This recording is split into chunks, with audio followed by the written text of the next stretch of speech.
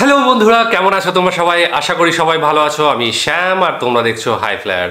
অনেকদিন পর মাঝখানে কিছুদিন গ্যাপ চলে গিয়েছিল, তা যাই হোক আবার ফিরে এসে ভালো লাগছে তোমাদের সাথে দেখা করে।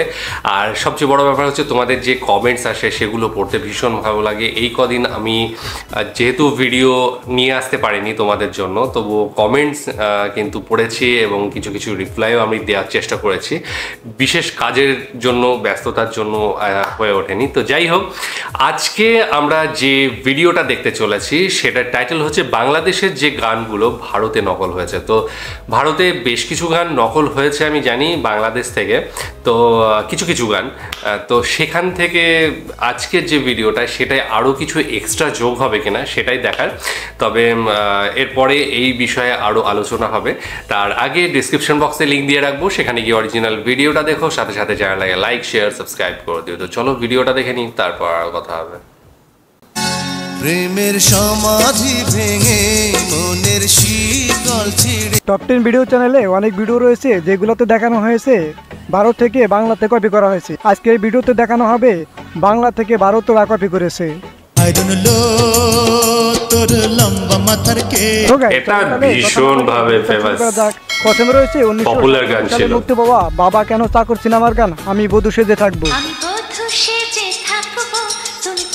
আচ্ছা, এই গানটি শুনে অনুপ্রাণিত হয়ে পরের বছর মানে 1998 সালে ভারতীয় সিনেমাতে এই গানটি কপি করা হয়। না, এই গানটা শুনিনি কোনোদিন। এই অরিজিনাল গানটার অভিনেতা ছিলেন অমিত হাসান এবং কাজল। আরেক জায়গায় হচ্ছে শুধু এই গানটি পুরো বাবা কেন চাকর সিনেমাটি কপি করা হয়েছে। হ্যাঁ, এই নামে সিনেমা আছে। তবে দুটি ছবিতে বাবা চরিত্রে ছিলেন নায়ক রাজ্জাক। সো গাইস, এরপর কি আপনাদের মৌসুমীর বহুল আলোচিত খায়রুন লো গানটির কথা মনে আছে?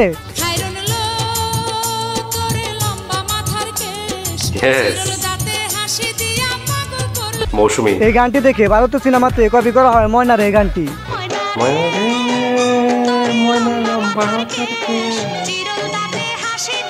ভীষণ জনপ্রিয় ছিল, ভীষণ। মিক্স অফ কম্বিনেশন করি দেখি কেমন শোনা যায়।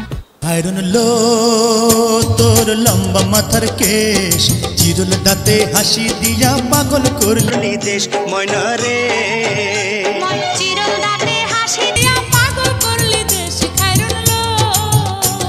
সো গাইস, দুটি গানের মধ্যে সবচেয়ে বাংলা গানটা বেশি আমার কাছে ভালো লাগছে। আপনার কাছে কোন গানটি ভালো লাগছে অবশ্যই কমেন্ট করে জানাবেন। সো গাইস, দুটি সিনেমারই নায়ক ছিলেন বাংলাদেশ চলচ্চিত্র নায়ক ফেরদৌস। তারপর যে গানটি রয়েছে বাংলাদেশের অনেকেই এই গানটা শুনেছেন। গানটির নাম হচ্ছে তোমাকে ছেড়ে বলো কি নিয়ে থাকবো। তোমাকে ছেড়ে বলো কি নিয়ে থাকবো, ভালোবেসে যাব আমি যতদিন।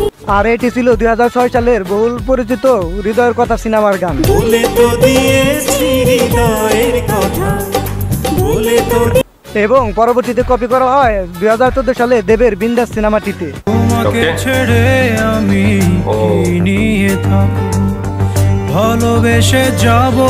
এবং এই গানটি গেয়েছেন বাংলাদেশের শিল্পী হাবিব ওয়াহিদ। আগের গানটির লিরিক্সের সাথে মিল রেখে এই গানটা কপি করা হয়েছে। বলে তো দিয়েছি আমি, সুরটাও কি তাই? ঠিক খেয়াল করলাম। এরপর রয়েছে বেবি নাজনীনের একক অ্যালবামের গান এক নজর না দেখিলে বন্ধু। এটা তো বলিউডেও কপি হয়েছে। এই গানটি থেকে কপি করা হয়েছে সাইফ আলী খানের লাভ সিনেমাটি থেকে আহু আহু গানটিতে। এটা কে না জানে এটা। এরপর 1996 সালে মুক্তি পাওয়া বহুল পরিচিত প্রেমের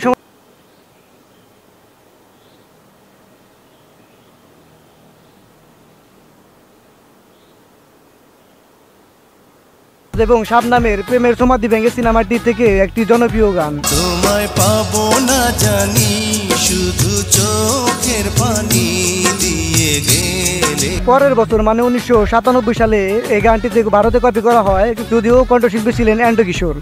প্রেমের সমাধি ওকে, প্রসেনজিৎ চট্টোপাধ্যায়। শুধু এই গানটি নয়, 1996 সালে প্রেমের সমাধি ভেঙে সিনেমাটি থেকে 1997 সালে বকুল পিয়া নামের সিনেমাটি কপি করা হয়।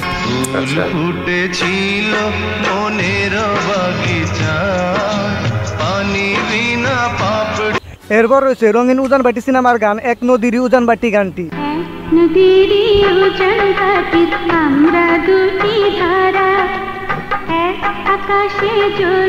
2004 সালে ভারতে অন্যায় অত্যাচার সিনেমাটি এই গানটি কপি করা হয়। শোনা নেই। সো গাইস, এক নদীর উজান বাটি গানটি সর্বপ্রথম বাংলাদেশে রিলিজ করা হয় 1970 সালে। আচ্ছা, অনেক পুরনো গান। সো গাইস, দ্বিতীয়বার এই গানটা আবারও বাংলাদেশে কপি করা হয় 1997 সালে। এক নদীর উজান ভাটির আমরা দুটি ধারা। সো গাইস, এরপর হচ্ছে মৌসুমী এবং শাকিল খানের 1999 সালে মুক্তি পাওয়া কি জাদু করিলা গানটি।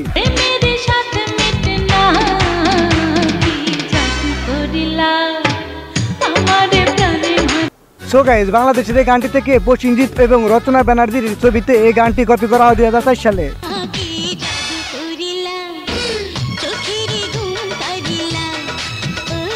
সো গাইস, আজকের এই ভিডিওটা এই পর্যন্তই। কেমন লেগেছে অবশ্যই কমেন্ট করে জানাবেন। ফিরছি কোনো নতুন এক ভিডিওতে, সে পর্যন্ত ভালো থাকবেন।